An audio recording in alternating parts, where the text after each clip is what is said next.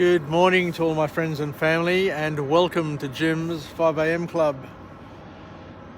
Here we are, we're in front of the Museum of Contemporary Art, and it's a little bit of a better morning this morning. You can see the skies are a little clearer, less cloud, and we're off to a good start. It's dead still, hardly a breeze blowing. And it's Saturday morning. We're into the weekend, and can't wait to get through this day and see where it leads us. Anyway, let's go on a bit of a walk and talk. I've got a book summary to go through today. It's by the famed author Robert Cialdini. I remember doing a number of talks about some of his books, and today's book is entitled Yes. And Robert Cialdini is a person who holds himself out to be an authority on persuasion, on human behaviour, and on basically how to get people to do things. So let's go for a bit of a walk and talk. Actually, I'll stand here for a little while because it's still a bit dark. So as it lightens up, we'll move and go down to the harbour side. But what I'll do is I'll pick out a few points from Robert's book entitled Yes, and see where it takes us, where it leads us. But it is a beautiful still morning. The trains are just starting to come into the station, and as I said, we'll make the most of it while we can. So Robert kicks off his book, and he's just got a number of points which he touches on. So we'll just go through some of these points. And the first point that Robert talks about is reciprocity, and how we humans tend to do things and are quite habitual, and most of us are quite habitual in how we behave. And he said that reciprocity obligates people to repay others for what they have received from them. So basically, you see it in our gift giving. If somebody buys you a gift, then you feel obligated to return the gift or return the favour in some way, shape or form. And it's a big part of our Western culture. And I know that we Greeks are very, very big into creating obligation by taking gifts whenever we visit somebody, or we try and pay for a meal, shout drinks, shout a meal, and it creates an obligation where the other parties are in some way compelled to either take us out again or return the favour in some way. But it's a beautiful custom to be generous with your money, and in many ways I know that when I shout people or when I buy gifts and things like that, personally I don't expect to be repaid with another gift or with drinks or with dinner or anything like that. I do it because I enjoy doing it. It just comes from the heart. It's part of the Greek philotimo, just the love of people, the love of friendships, and just wanting to give because you love. So the other thing that the author talks about is in terms of persuasion and getting to a yes, is that when people comply to a small request. So if you ask somebody to do something, a small favour, and the author talks about the importance of when you first meet somebody or when you first make contact with somebody that you don't know all that well, you should always ask for a small favour, is what the author suggests and what other authors have suggested as well. Because when people comply to a small request, they are more likely to comply to a bigger request later due to the need of remaining consistent. So in negotiations, in building friendships, even in the art of seduction, seducing a woman, one of the tricks or one of the techniques that is suggested is that you get people to comply to small requests, and they are more likely to comply to a bigger request later due to the need to remain consistent. So, as we've said before, humans are habitual in nature. We do things because that's the way we're wired, and by understanding that wiring, that cultural wiring, because different cultures are different in many ways, or in some ways, but it's pretty common across all cultures that people want to behave consistently, and they, and so a lot of these techniques will work across different cultures. So that's the second one that he talks about.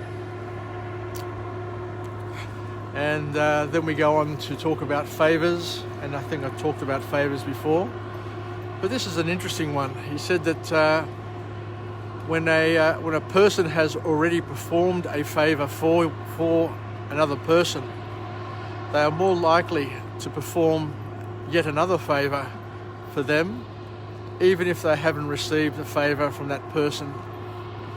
So once again, if you ask somebody to comply to a small request, then, as we said, they're more likely to continue along that path of complying to requests and continue giving, because once again they want to remain consistent. So it's interesting. It's interesting how we humans operate, but it is a powerful thing to be able to get people to do things. But not only to do things, but to do things willingly and be happy to be doing things for us. This is especially important for people who are in leadership positions. But we must remember that we must be careful that we don't fall into the trap of getting manipulated by people all the time. So the reason why it's important to understand these techniques or the teachings of Robert Cialdini is so that you can potentially use them to your benefit, but also you can understand how other people are using these techniques against us, which may work for us or may not serve us. So once again, the ball is always in your court, and you can decide whether or not to comply or not to comply, and to understand the game that is being played. Then the author talks about a thing called captainitis. Captainitis, and this is a big one for leaders, because what he suggests is that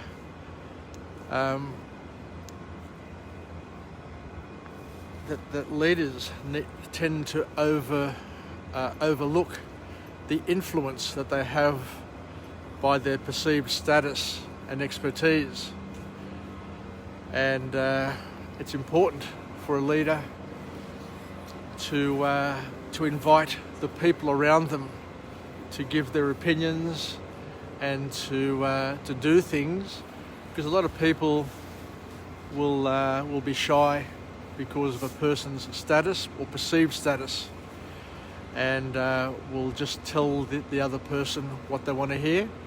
So what the author is talking about is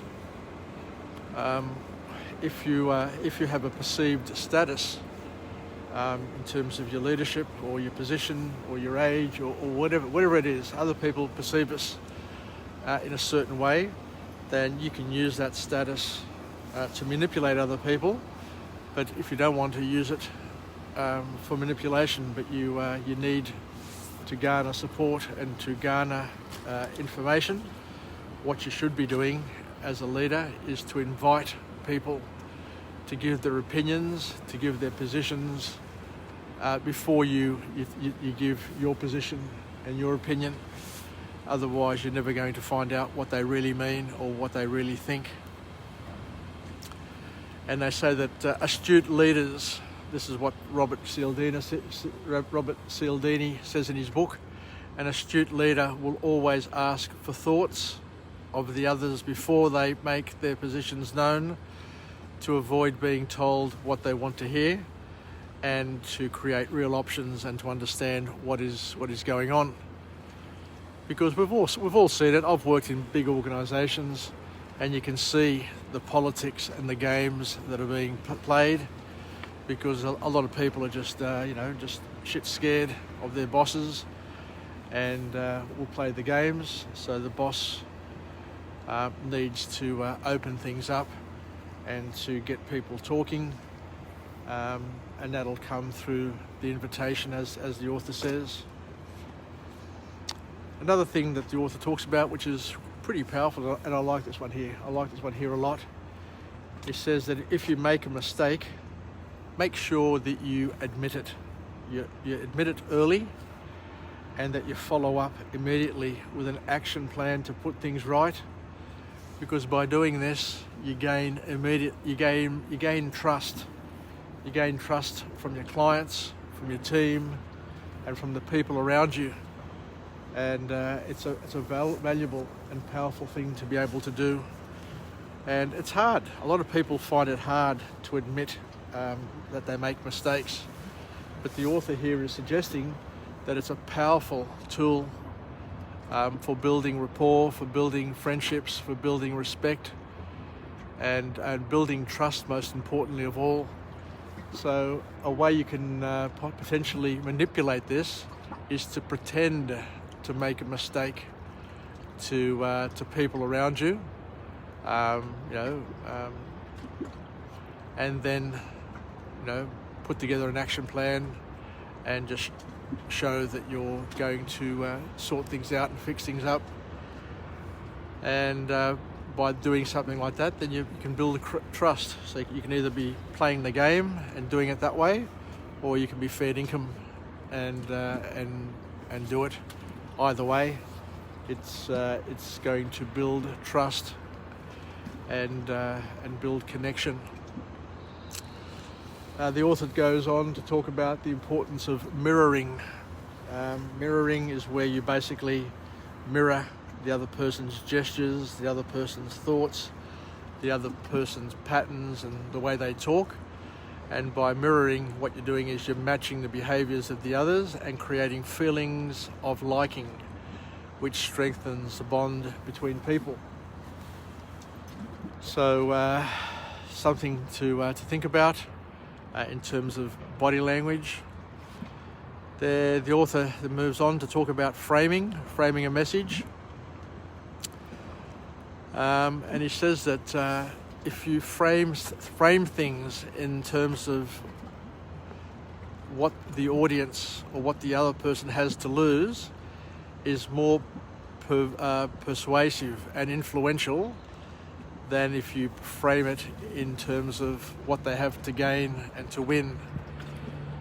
So if you're chatting to people or chatting to a team or chatting to a client, what the author is saying is that if you want to persuade them, if you want to persuade them to a certain path or a certain outcome, then the best thing to do is to put things in the negative. To put it in a negative and say, well, if you don't do this, then these are all the negative consequences that you'll have to face. And that is much more persuasive than telling them that if you do A, B, and C, you will gain X, Y, and Z. Interesting, very interesting. And hence why we have so many negative people around us.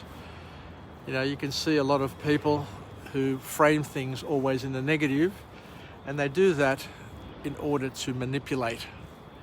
You'll see the crafty ones around us, the negative Nancy's, the Debbie Downers, They're doing it not because they believe the negativity, not because they believe that things are always as bad as what they make them out to be, but they say it and they do it for a ulterior motive, and that is to gain or to create fear, uncertainty and doubt in order to sell their products or to sell their position or create people or to create an environment where people need to depend on them, thinking that they are the oracle of all things right and all things powerful. The author has a few more points which I'll touch on. He says you should always accompany your requests with a strong rationale, even if you think that the reasons may be fairly clear. So basically, whenever you ask for somebody to do something or you ask for something, the author is always suggesting that you should always provide a reason, and that way, even if the reason is obvious, because by giving a reason, people just feel a lot more comfortable, is what the author is suggesting. So always, whenever you're making a request, give a reason, and that'll help you or hold you in good stead for further requests down the path. The author also talks about first impressions, or the power of structuring experience. And he says that what you experience first determines the perception of the next thing you experience. So you can manipulate an experience, you can manipulate the people around you by offering an initial experience. And I guess, you could probably take it to the next level, but everything, the future never presents itself unannounced. But you can manipulate experiences by having a fore experience or a previous experience that will lead in to the other experience. So I guess the art of foreplay is something that you could use as a metaphor for all experiences, not just sexual, but for other experiences as well. So it's important, I guess, from the author's perspective, to start with a good experience, because that initial experience will lead into another potentially good experience. But if you start off with a bad experience, then it's hard to build from there, I guess, is the important thing. So make sure you get off to a good start in everything that you do. The author also mentions the importance of your emotions and how you're feeling, because if you feel sad, the author says, or if somebody around you feels sad, that our decision it affects ours or their decision-making process and abilities. So make sure that you're in a good mood, or make sure you get other people in a good mood before you get them to decide on something which is important, is, I guess, the key there. A couple more points. We are more susceptible to influence and persuasion if we are distracted. So use the power of distraction if you're trying to influence people around you. And when I talk about these things, I want you to understand is I'm not trying to use this knowledge and these learnings to be mischievous or to do the wrong thing by people. What we're doing here is we're talking about the techniques to be able to get people to yes, and to persuade them and to influence them in a positive way, not a negative way. So don't get me wrong, don't think that I'm a charlatan or a person who's trying to be manipulative and do the wrong thing. The learnings that we talk about are to bring good into the world as opposed to generate evil. And the last thing in the book that he talks about is that coffee makes us more susceptible to influence and persuasion, and hence why a lot of people go to have coffees with their friends and family, have coffee meetings, and coffee is something which gets us in the mood, gets us in a good mood to help us change or to see things differently. Anyway, let's finish off there. I'm about to start my day, and it's a beautiful day. So let's finish off with a positive affirmation from this wonderful, glorious location. I'm alive, I am well, and I feel absolutely great.